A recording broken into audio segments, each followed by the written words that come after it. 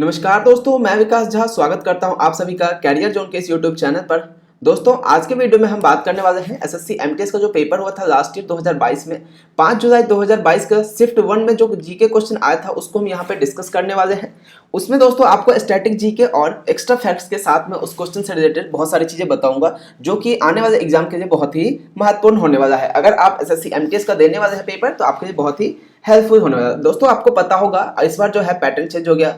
Maths and reasoning जो है सिर्फ और सिर्फ क्वालिफाइंग है ना। जो आपका मेरिट बनेगी वो किस पे बनेगी?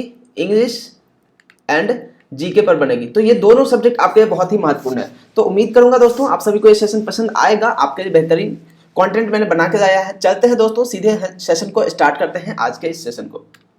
देखिए, पहला प्रश्न पूछा गया था दोस्तों, ये करंट अफेयर से रिलेटेड था उस समय कि भारत का निम्नलिखित में से कौन सा राज्य जो है 2023 पुरुष हॉकी विश्व कप 2023 की मेजबानी किया था। यानी कि 2022 में पूछा गया था, लेकिन 2023 में जनवरी में ये आयोजित हुआ है। कहाँ पे हुआ है? तो ओडिशा के में हुआ है। ऑप्शन नंबर 3 इसका करेक्ट आंसर हो जाएगा दोस्तों। ठीक है, जनवरी 2023 में किस राज्य में पुरुष हॉकी विश्व कप का आयोजन किया गया था? तो ओडिशा इसका करेक्ट आंसर है। थोड़ा सा इसका डिटेल देखते हैं दोस्तों। इसके जो विजेता है इस पुरुष हॉकी विश्व कप का, जर्मनी है। हराया किसको था? तो बेल्जियम को हराया था। थर्ड पोजीशन पे कौन था? नीदरलैंड। और फोर्थ पे कौन था? ऑस्ट्रेलिया। तो ये जो दोस्तों न्यूज है 2023 का है। तो शायद आपका जो पेपर होगा एमटीएस का, तो उसके लिए ये इंपॉर्टेंट हो सकता है, क्योंकि ये लास्ट ईयर में पूछा गया था पुरुष हॉकी विश्व कप से रिलेटेड क्वेश्चन। ज्यादा चांसेस है कि इस बार भी पूछा जा सकता है, क्योंकि ये 2023 में हुआ है और पेपर आपका आने वाला है। तो ये पोजीशन ध्यान रखना दोस्तों। विनर कौन था? जर्मनी। बेल्जियम उपविजेता।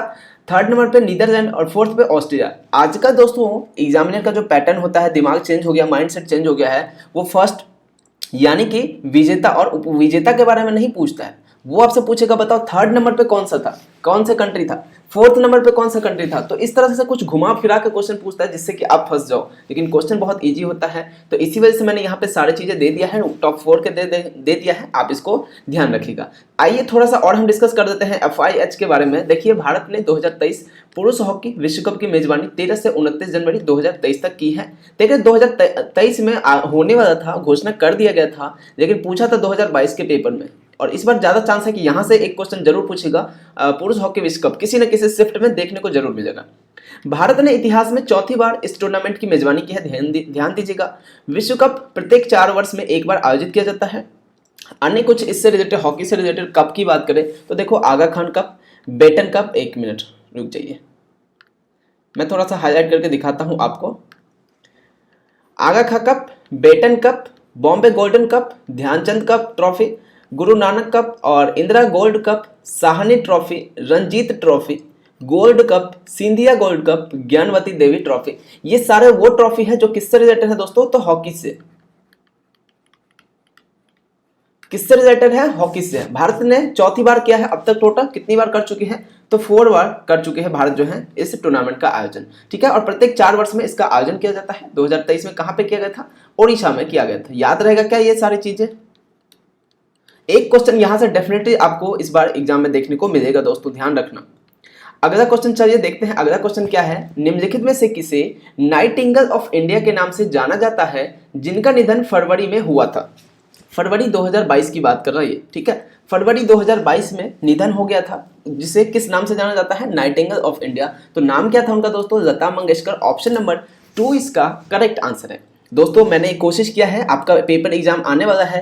कई दोस्तों ने मुझे ग्रुप में, टेलीग्राम पे, इंस्टाग्राम पे, सब जगह बोला था कि सर जीके का प्रीवियस ईयर का कम से कम करा दो एटलीस्ट। तो मैंने कोशिश किया है। अगर इस पे रिस्पॉन्स अच्छा रहेगा, आप लोगों का प्यार सपोर्ट रहेगा, तो मैं जरूर इसको कंटिन्यू करूंगा और आपके एग्जाम तक मैं डेली एक सेट लाऊंगा। 10 से 15 क्वेश्चन या टोटल 25 क्वेश्चन का कोशिश करूंगा जितना हो पाएगा। लेकिन मेरी ये रहेगी, मैं ये नहीं कोशिश करूंगा कि मैं आपको ज्यादा से वीडियो दूं। मेरी ये कोशिश रहेगी कि वीडियो मैं कम दूं लेकिन क्वालिटी का दूं। समझ रहे मेरी बात? वीडियो में एक मतलब कि जैसे एक क्वेश्चन को हम कर रहे हैं तो इससे रिलेटेड चीजें सारी आपको डिस्कस हो जानी चाहिए, ताकि अगर इससे रिलेटेड कोई क्वेश्चन बनता है आपके एग्जाम में तो आपको उसके लिए डाउट नहीं रहे, आप उसको आपसे वो क्वेश्चन मिस ना हो पाए। ठीक है, तो मैं कोशिश करूंगा, चाहे मैं एक वीडियो में 10 क्वेश्चन ही क्यों ना था, लेकिन उस 10 क्वेश्चन के बारे में पूरा डिटेल में दे दूंगा कि अगर उस 10 क्वेश्चन से रिलेटेड कोई भी क्वेश्चन पूछता है तो आप बिल्कुल कर पाएंगे उसको। ठीक है दोस्तों, आप सभी से रिक्वेस्ट रहेगा कि वीडियो को पूरा देखिएगा, जो भी अभी तक देख रहे हैं। वीडियो को पूरा देखिएगा और अगर अच्छा लग रहा हो तो वीडियो को लाइक कर देना, देखने के बाद करना, मैं ये नहीं कह रहा कि अभी कर दो। वीडियो पूरा देखना, अगर अच्छा लगे, हेल्पफुल लगे, आपको लगे कि यहाँ से आपके लिए यूजफुल है तो आप वीडियो को लाइक जरूर कीजिएगा। अगर कोई दोस्त हो जो तैयारी कर रहे हैं तो उनको भी शेयर कीजिएगा। मैं यहाँ पे डेट इसलिए दे दिया हूँ ताकि आपको थोड़ा सा लगे कि हम प्रीवियस ईयर ही कर रहे हैं। आप अगर यकीन नहीं हो तो आप एक बार मैच कर सकते, कोई दिक्कत नहीं है, ठीक है। और एक बात और कि अगर कोई भी दोस्त यहाँ पे नए हैं और हमारे व्हाट्सएप ग्रुप में ऐड होना चाहते हैं तो वो 8384063632 इस नंबर पे मुझे व्हाट्सएप मैसेज कर सकते हैं। मैं उनको ग्रुप में ऐड करा दूंगा, जहाँ पे डेली जो है शॉर्ट पेपर दिया जा रहा है। शॉर्ट पेपर, करंट अफेयर, कुछ टारगेट बेसिस में दे रहे हैं। सॉल्व करना होता है आपको, उस क्वेश्चन पेपर को, करंट अफेयर को याद करना होता है और कुछ जीके इंग्लिश जो भी टाइम मिलता है तो वो मैं टाइम टू टाइम देता रहता हूँ, ठीक है। और जब आप ज्वाइन मैसेज कीजिएगा तो आप मैसेज कर दीजिएगा कि यूट्यूब से, मतलब कि आप बोल देना यूट्यूब से आए हैं सर, आप हमें ग्रुप में ऐड कर दीजिए। और ध्यान रखना दोस्तों, हो सकता है मैसेज जो है कई बहुत ज़्यादा होते हैं, 200 300 400 होते हैं, तो हो सकता है एक दिन में नहीं रिप्लाई मिले, 2 दिन में मिले, 3 दिन में मिले, बट मिलेगा जरूर, ठीक है। चलिए तो फिलहाल हम इस क्वेश्चन को डिस्कस करते हैं। एक मिनट, सारी चीजों को इरेज करो, इसको देखो। प्रख्यात गायिका लता मंगेशकर का 6 जनवरी 2022 को निधन हो गया था। और देखो 22 फरवरी 2022 में निधन हुआ था और जुलाई में इनसे रिलेटेड क्वेश्चन पूछ लिया गया करंट अफेयर से। तो अभी जो हमारा करंट अफेयर का सीरीज चल रहा है यूट्यूब पर में डेली, वो जरूरी है कि आपके एग्जाम के लिए अपकमिंग शिफ्ट में उससे क्वेश्चन पूछा जा सकता है, क्योंकि उसमें हम ऑलरेडी बहुत सारी चीजें डिस्कस करते हैं। उन्होंने 1000 से अधिक हिंदी फिल्मों में और 36 से अधिक भारतीय भाषाओं में गाने गाए हैं। उनका जो है उपनाम द नाइटिंगेल ऑफ बॉलीवुड था एवं उन्हें 2001 में दोस्तों सर्वोच्च नागरिक पुरस्कार कौन सा है, भारत रत्न, ये भी दिया गया था। उन्हें पद्म विभूषण और पद्म भूषण से भी सम्मानित किया गया था। दोस्तों ध्यान रखना, इनको कब दिया गया था, 2001 में भारत रत्न दिया गया था। ये क्वेश्चन एसएससी में पूछा जा चुका है और इस बार भी पूछा जा सकता है आपके एग्जाम में, ठीक है। तो इस क्वेश्चन का करेक्ट आंसर ऑप्शन नंबर 2 हो जाएगा। चलिए देखिए तीसरा क्वेश्चन क्या है। देखिए इससे बहुत क्वेश्चन पूछा गया था लास्ट ईयर हर एग्जाम में, चाहे सीएचएस हो, एमटीएस हो, उसके बाद सीजीएल हो, स्टेनो हो, कोई सा भी हो। पूछा क्या है, शिव कुमार शर्मा किस वाद्य यंत्र से संबंधित है। तो राइट आंसर क्या होगा इसका, संतूर हो जाएगा दोस्तों, option number A. Shiv Kumar Sharma ji जो है किससे संबंधित है, तो संतूर से। आइए थोड़ा सा इसका डिस्कस करते हैं। देखिए संतूर के बारे में पढ़ लेते हैं। यह एक भारतीय वाद्य यंत्र है जिसका आकार चतुर्भुजाकार होता है। ये भी क्वेश्चन पूछा गया है कि इसका आकार कैसा होता है, तो चतुर्भुजाकार होता है, पूछा गया है एग्जाम में, ध्यान देना। इसी से मैं दे रहा हूँ ताकि प्रीवियस ईयर क्वेश्चन जो है एसएससी जो है अपने फॉलो करती क्या, किस चीज को, तो ट्रेंड्स को, जो कि उसका ट्रेंड ये है कि प्रीवियस ईयर से क्वेश्चन उठाकर वो जरूर पूछती है या उससे रिलेटेड क्वेश्चन जरूर पूछती है, तो इसीलिए मैं यहाँ पे कवर कर रहा हूँ। यह जम्मू और कश्मीर के पारंपरिक वाद्य यंत्र है। यह प्रस्तावक उल्लाह बापट और राहुल शर्मा, सॉरी अन्य प्रस्तावक यानी अन्य जो संबंधित है संतूर से वो कौन है, उल्लास बापट और राहुल शर्मा किससे संबंधित है, तो संतूर से संबंधित है। थोड़ा सा और देख लेते हैं पंडित शिव कुमार शर्मा जी के बारे में। यह एक संतूर वादक और संगीतकार थे। संगीत नाटक अकादमी पुरस्कार पद्मश्री पद्म भूषण से सम्मानित किया गया और उनका निधन 10 मई 2022 को होगा। देख सकते हैं आप दोस्तों, निधन से दो क्वेश्चन पूछे गए थे एक ही शिफ्ट में। और कब कब है, उन्होंने देखिए 10 मई 2000 को इनका निधन हुआ था, डेथ हुआ था, और पेपर 5 जुलाई को था, उनका पूछ लिया। तो इसीलिए कहता हूँ कि करंट अफेयर की क्लास में सभी दोस्त आया करें, जो कि डेली हमारी मॉर्निंग में 8 AM पर चलती है, ठीक है। तो बाकी आप लोग समझदार हैं, आप लोग समझदार, इशारा के लिए समझदार काफ़ी होता है। चलिए नेक्स्ट क्वेश्चन पे चलते हैं, थोड़ा सा रिवीजन करते हैं दोस्तों। आइए इसके बारे में देखिए, सितार से कौन कौन संबंधित है, आपको थोड़ा सा पढ़ना पड़ेगा। आपको चीज़ें बहुत ज़्यादा लग रही होगी यहाँ पे, बट आपको पढ़ना पड़ेगा क्योंकि आपको जॉब चाहिए। तो देखिए रविशंकर सितार से किस कौन सा संबंधित है, पंडित रविशंकर, मुश्ताक अली खान, विलायत खान, उमा शंकर मिश्रा, निखिल बनर्जी, रईज खान, हर्षशंकर भट्टाचार्य, बुद्धादित्य मुखर्जी, अब्दुल हलीम, जाफर खान। तो ये सभी के सभी किससे संबंधित है दोस्तों, तो सितार से संबंधित है। अगला देखिए, अगला भी है, अभी बहुत सारा है, टेंशन मत। तो आपके लिए मैंने बहुत सारा लेके आया है ढूंढ के, बहुत। मैंने कल जो क्लास नहीं जाता ना, मैंने आपको बताऊं, सच बताऊं, कल आपकी जो क्लास नहीं हुई थी ना मैथ और रीजनिंग का, तो मैं तब कल रात से यही चीज़ें कर रहा था आपके लिए। एमटीएस का पेपर मैंने ढूंढा, फिर उससे रिलेटेड सारे फैक्ट्स को मैंने ढूंढा। आप देख सकते हैं, मैंने आप पूरी वीडियो देखना, उसके बाद खुद बताना कि कितना टाइम लगा होगा इन चीज़ों को ढूंढने में, इस पीपीटी को बनाने में, आप खुद डिसाइड करना। चलिए अगला देखिए और क्या है, और भी है, अभी खत्म नहीं हुआ है। देखो वायलिन से कौन कौन से हैं, तो वीजी जोग, लालगुड़ी, जयरमन, टीएन कृष्णन, यहूदी Menuhin, M S Gopal Krishnan, कनुकुड्डी Vaidyanathan, कल्याण कृष्ण भवतार, एल सुब्रमण्यम, चंदया, कंथा देवी, गजानन राव जोशी और जुबिन मेहता, ये सभी के सभी किससे संबंधित है? तो वायुसेना से। थोड़ा सा दोस्तों ध्यान रखना, बहुत चीजें बहुत ज्यादा है तो थोड़ा सा आपके मुश्किल हो सकता है, आई नो इतना आसान नहीं है सभी को याद रखना, लेकिन थोड़ा सा कोशिश तो कर सकते हो ना आप, थोड़ा सा कोशिश तो कर सकते हो ना अपने कैरियर को बनाने के लिए, तो थोड़ा सा बस कोशिश कीजिएगा, ज्यादा कुछ नहीं करना। देखिए संतूर से कौन कौन संबंधित है? तो शिव कुमार शर्मा संबंधित है, किससे? संतूर से संबंधित है। तरुण भट्टाचार्य संबंधित है, किससे? संतूर से हैं। और भजन सोपेरी किससे संबंधित है? संतूर से। ये जो है ना भजन सोपेरी, कई बार एग्जाम में पूछा गया है, ध्यान दीजिएगा, ये क्वेश्चन पूछा गया है भजन सोपेरी जी के बारे में, तो आप याद रखिएगा इसको। अगला देखिए, अभी नहीं हुआ है, बांसुरी से संबंधित कौन कौन है? N Ramani, Hariprasad Chaurasia, T R Mahalingam, Pannalal Ghosh, T S Shankaran. तो ये सारे के सारे किससे संबंधित हैं? बांसुरी से संबंधित है। ठीक है, हरिप्रसाद चौरसिया के बारे में कई बार पूछा जा चुका है, तो मे भी इस बार भी पूछा जा सके। अब आ जाओ पियानो पे। देखो पियानो से कौन कौन था? सुरजीत चटर्जी, कैखोश शाहपुर जी और सोराब जी, ये सभी के सभी किनसे संबंधित है? तो पियानो से। तो चलिए, ये हमारे कुछ थे किससे, जितने भी कह सकते हैं वादक और होते हैं उनसे रिलेटेड थे, कौन किससे संबंधित है वो वाली चीजें। अगला क्वेश्चन देखते हैं दोस्तों, आ जाइए, ये रहा आपके सामने अगला क्वेश्चन। कोणार्क नृत्य उत्सव भारत के किस राज्य में मनाया जाता है? तो बिल्कुल इजी सा प्रश्न था, तो राइट आंसर क्या हो जाएगा इसका? उड़ीसा हो जाएगा। और देखना अभी मैंने इससे रिलेटेड कितनी सारी चीजें दी है, हर स्टेट का जो फेस्टिवल है, उत्सव है, उसको मैंने यहाँ इस वीडियो में कवर किया है। आप बस क्या करना, स्क्रीनशॉट देना, रिवीजन कर देना जब भी आपको टाइम मिले, ठीक है मेरे भाई। ऑप्शन नंबर 3 इसका करेक्ट आंसर हो जाएगा। आ जाओ इसका डिटेल देखते हैं। कोणार्क जो है नृत्य महोत्सव भारत के उड़ीसा के कोणार्क में सूर्य मंदिर में हर साल दिसंबर के महीने में आयोजित होने वाला 5 दिवसीय नृत्य है। यानी कि कहाँ पे? उड़ीसा के कोणार्क में, कोणार्क के सूर्य मंदिर में दिसंबर के महीने में 1 से 5 दिसंबर तक यह आयोजित किया जाता है और 5 दिनों तक चलता है। 1986 में हर साल आयोजित किया जाता है, यह 1986 से आयोजित किया जाता है। अंतर्राष्ट्रीय रेत कला महोत्सव ये भी कहाँ मनाते हैं? उड़ीसा में मनाते हैं। रेत कला महोत्सव 2015 में चंद्रभागा बीच, कोणार्क, पुरी, उड़ीसा, भारत में शुरू हुआ था। इस प्रतियोगिता महोत्सव में 30 भारतीय होते हैं और 10 विदेशी कलाकार भाग लेते हैं। ये भी चीजें जो है ध्यान रखने वाली बात है कि भारतीय कितने होते हैं? 30 होते हैं और विदेशी कलाकार 10 होते हैं। कोणार्क सूर्य मंदिर को 1984 में यूनेस्को द्वारा विश्व विरासत स्थल का दर्जा दिया गया था। जगन्नाथ रथ यात्रा उड़ीसा का प्रसिद्ध त्योहार है, तो ये चीज भी आप ध्यान देंगे। कौन सा? देखो, एक कोणार्क महोत्सव हो गया, एक तो कोणार्क महोत्सव हो गया, दूसरा कौन सा? तो रेत कला महोत्सव था, उसके बाद तीसरा कौन सा? जगन्नाथ। तो ये सारी चीजें कहां से है? तो उड़ीसा में मनाया जाता है। याद रहेगा मेरे भाई सभी दोस्तों को। अब आ जाओ भारत के में महत्वपूर्ण त्योहारों की सूची के बारे में हम पढ़ते हैं, ठीक है। देखिए आंध्र प्रदेश में कौन कौन सा मनाया जाता है, बताइए जरा। आंध्र प्रदेश में दशहरा मनाया जाता है, उगादि मनाया जाता है, डेक्कन महोत्सव मनाया जाता है और ब्रह्मोत्सव मनाया जाता है। ये जो उगादि है ना, कई बार एग्जाम में पूछा गया है, ये इंपॉर्टेंट है। अगला देख लीजिए,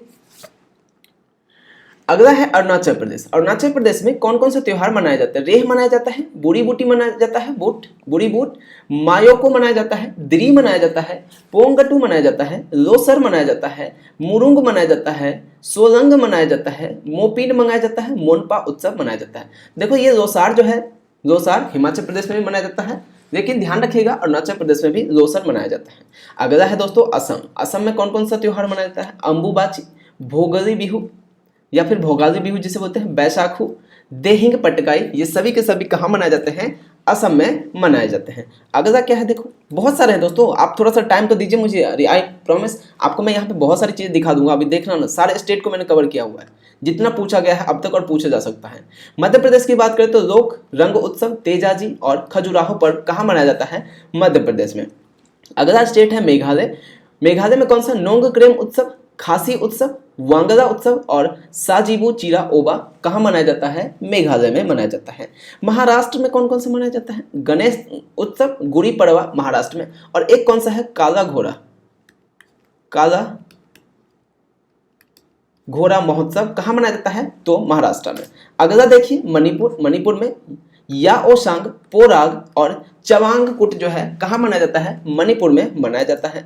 मिजोरम में कौन कौन सा मनाया जाता है? चपचारकुट महोत्सव मिजोरम में मनाया जाता है। ये एग्जाम में पूछा गया क्वेश्चन है, चपचारकुट महोत्सव कई बार पूछा गया है। नागालैंड का देखिए हॉर्नबिल महोत्सव और मोत्सु महोत्सव, जिसमें से हॉर्नबिल महोत्सव कई बार एग्जाम में पूछा गया है।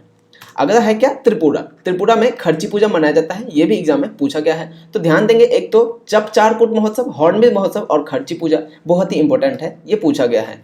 ठीक है, तो एक बार मैं सारे स्क्रीन को इरेज कर देता हूँ जो लिखा हूँ, आप इसका स्क्रीनशॉट ले लीजिए मेरे दोस्त, आपको यहाँ से रिवीजन करने में आसान होगा। फिर भी एक चीज़ और बोलूँगा दोस्तों, अगर आपको सेशन पसंद आ रहा होगा तो वीडियो को लाइक कीजिएगा, अपने दोस्तों से शेयर करना बिल्कुल नहीं भूलना, और अगर चैनल पर नए हो तो सब्सक्राइब कर दो और बेल आइकन को भी यहाँ जो साइड में होता है उसको भी प्रेस कर दो, ताकि वीडियो की नोटिफिकेशन आपको मिलती रहे। साथ ही दोस्तों, अगर आपको पीडीएफ चाहिए तो इस क्लास के पीडीएफ चाहिए तो आप हमारे टेलीग्राम पर जुड़ सकते हैं, जिसका लिंक जो है डिस्क्रिप्शन में दिया गया है। साथ ही साथ आपको हमारे चाहे तो हमारे इंस्टाग्राम से भी जुड़ सकते हैं, उसका लिंक भी डिस्क्रिप्शन में दिया गया है। ठीक है, और इंस्टाग्राम पर हमारे 2,35,000 फॉलोअर्स हैं, उनको फ्री ऑफ कॉस्ट सब कुछ प्रोवाइड कराया जाता है, तो आप भी चाहे तो जुड़ सकते हैं, लिंक जो है डिस्क्रिप्शन में दिया गया है। और वीडियो को लाइक जरूर करना, आपके लाइक कमेंट से भी, और कमेंट करके भी जरूर बताना दोस्तों आपको वीडियो कैसा लगा, हेल्पफुल है कि नहीं है, यूजफुल है कि नहीं है। और दोस्तों, आपको हो सकता है ये वीडियो थोड़ा सा लेंदी लगे, क्योंकि मैंने बहुत सारे क्वेश्चन इसमें 10-12 ही होंगे, लेकिन मैंने इतने सारे चीज़ें यहाँ पे कवर किया है जो कि आपको यहाँ से बहुत कुछ रिवीजन करा के जाएगा। चलिए चलते हैं इसी के साथ अगले क्वेश्चन की तरफ। निम्नलिखित में से किस राज्य के राज्य विधानमंडल में 2 सदन हैं? तो करेक्ट आंसर जो है ऑप्शन नंबर 4 इसका हो जाएगा।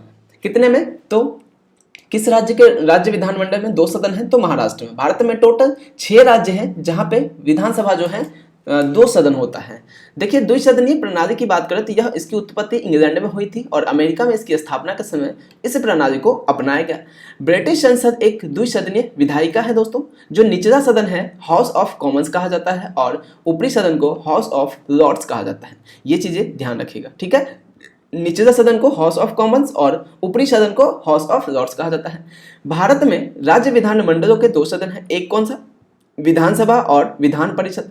केवल 6 राज्य में जो है जिनमें 2 स्तरीय विधायिका है, यानी कि विधानमंडल जो है उनकी 2 है। कौन कौन से हैं? तो देखो, उत्तर प्रदेश है, महाराष्ट्र है, बिहार है, कर्नाटक है, आंध्र प्रदेश है और तेलंगाना है।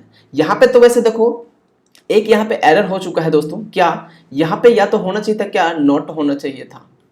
किस राज्य की विधानसभा में 2 सदन नहीं होते हैं? तो करेक्ट आंसर होता है गुजरात, क्योंकि कर्नाटका में भी होता है, तेलंगाना में भी होता है, तो यहाँ पे ये आंसर नहीं होगा।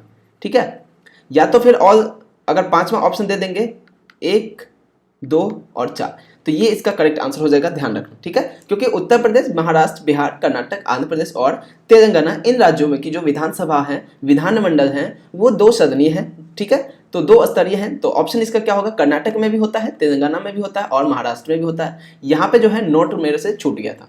ठीक है, आइए नेक्स्ट क्वेश्चन देखते हैं। छठा प्रश्न क्या है? निम्नलिखित में से कौन सी भारतीय मरुस्थल की एकमात्र बड़ी नदी है? तो कौन सी हो जाएगी दोस्तों? लूनी नदी होगी, जो कि ऑप्शन नंबर ए में दिया गया है। लूनी नदी जो है भारतीय मरुस्थल की एकमात्र बड़ी नदी है। लूनी नदी राजस्थान के अजमेर जिले में नाग पहाड़ या फिर नागा पहाड़ियों से निकलती है। ठीक है, अगला है क्या कि लूनी नदी जो है अजमेर के पास अरावली श्रेणी की पुष्कर घाटी से निकलती है और थार रेगिस्तान के दक्षिण पूर्व हिस्से से होकर गुजरती है। वही बात करें दोस्तों अगला कि यह भारतीय मरुस्थल की एकमात्र बड़ी नदी है। कौन सी? तो लूनी नदी।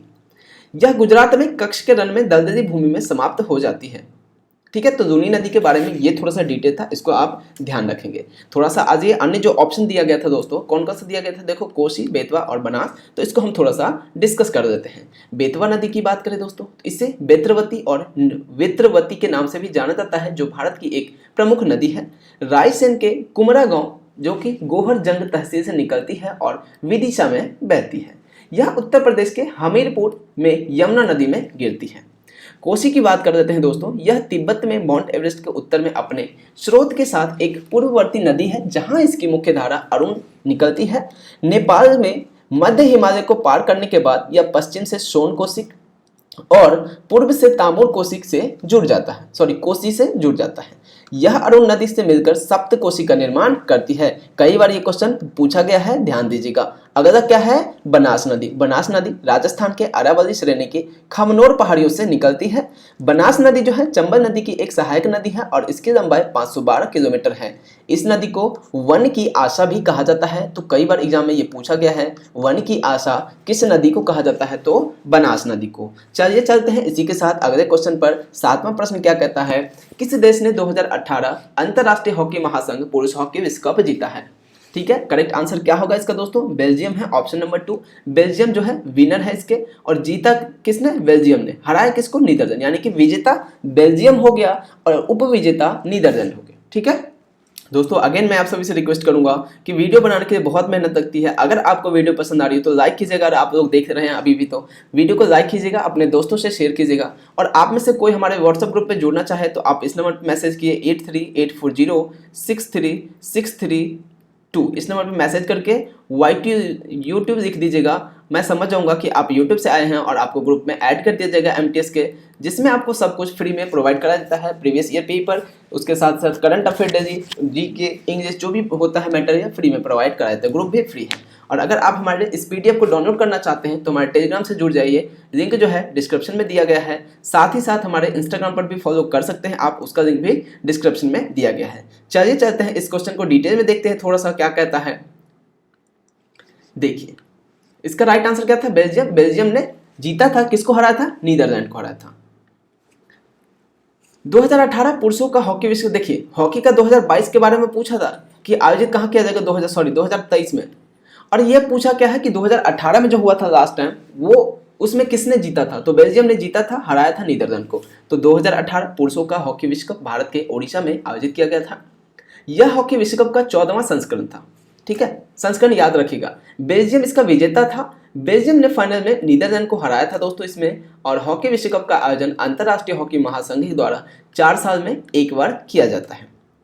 अंतर्राष्ट्रीय हॉकी महासंघ का मुख्यालय कहाँ पे है? लुसाने, स्विट्जरलैंड में स्थित है। ये भी एग्जाम में पूछा जाएगा स्टैटिक जीके में कि बताइए अंतर्राष्ट्रीय हॉकी महासंघ का मुख्यालय कहाँ पे है? लुसाने, स्विट्जरलैंड में। चलिए नेक्स्ट क्वेश्चन की ओर। चलिए 8वां क्वेश्चन है, पूछा क्या है कि पुस्तक Modi government new search of communalism के लेखक कौन है? तो यहाँ पे आपको दिख रहा होगा सीता येचुरी इसके करेक्ट आंसर है। ऑप्शन नंबर ए जो है करेक्ट आंसर हो जाएगा। पुस्तक Modi government new search of communalism Sitaram Yechury द्वारा लिखी गई है। सीताराम येचुरी की अन्य पुस्तकें की बात करें तो घरीना की राजनीति, व्हाट इज दिस हिंदू राष्ट्र क्वेश्चन मार्क हो जाएगा, caste and class in Indian politics today, और एक था pseudo Hinduism exposed, saffron brigades myth and reality. ये थे किसके? सीताराम येचुरी की अन्य महत्वपूर्ण पुस्तकें। हो सकता है आपसे इससे रिलेटेड क्वेश्चन पूछ ले। 9वां क्वेश्चन देखो, एहोल निम्नलिखित में से किसकी राजधानी थी? बताइए जरा। एहोल जो है निम्नलिखित में से किसकी राजधानी थी? तो चालुक्य की राजधानी थी। ऑप्शन नंबर 4 इसका करेक्ट आंसर हो जाएगा। चालुक्यों की राजधानी एहोल थी दोस्तों। भारत के कर्नाटक राज्य में एहोल को भारतीय वास्तुकला के पालने के रूप में जाना जाता है। चालुक्य वंश के बारे में थोड़ा सा जान लेते हैं। यह 543 ईस्वी से 755 ईस्वी तक चला था। पुलकेशिन प्रथम चालुक्य वंश का संस्थापक था। उसने अपनी राजधानी के रूप में वातापी या फिर बादामी के साथ एक छोटा सा राज्य स्थापित किया था। कीर्तिवर्मन द्वितीय चालुक्यों के शासकों के अंतिम राजा थे। कीर्तिवर्मन द्वितीय चालुक्यों के शासकों में अंतिम राजा थे। ठीक है, और पुलकेशिन प्रथम जो था चालुक्य वंश का संस्थापक था। आ जाइए अगला क्वेश्चन देखते हैं क्या कहता है। एहोल निम्नलिखित में, अच्छा यही रिपीट हो गया क्या? एहोल निम्नलिखित में से किसकी? तो ऑप्शन 4 ही हो जाएगा। रिपीट हो गया आई थिंक। हाँ,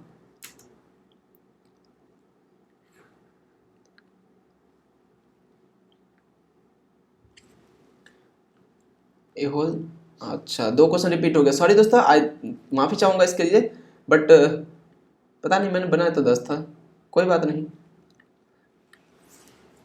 चलिए तो ठीक है दोस्तों, अभी खत्म करते हैं सेशन को। अगली वीडियो जल्दी आपके लिए लेके आऊँगा। अगर इसको सेशन में प्यार मिलेगा, आप सभी का सपोर्ट रहेगा, तो इसका पार्ट 2 भी जल्दी आएगा। और डेली हम करेंगे जितना ज़्यादा हो पाएगा आपके लिए, चाहे 2022 के साथ साथ 2021 का भी कवर करने की कोशिश करेंगे। पहले अभी हम 22 को करते हैं, उसके बाद से 2021 को करेंगे, या बीच में कभी 22 का करिए कभी 21 का करिए। इसी तरह से आपके लिए 10-10 करके क्वेश्चन लेके आऊँगा मैं, या 15-15 करके, जो भी हो पाएगा। लेकिन क्वालिटी में कोई कमी नहीं होगा। आपको मैं इसी तरह से स्टैटिक जीके वगैरह भी प्रोवाइड करता रहूँगा। अगर वीडियो अच्छा लगा हो तो लाइक कर देना, अपने दोस्तों से शेयर करना, और अगर चैनल पर नए हो तो सब्सक्राइब कर देना। इसी तरह का वीडियोज आपको मिलते रहे। साथ ही साथ बेल आइकन भी प्रेस कर देना ताकि वीडियो की नोटिफिकेशन भी मिलता रहे।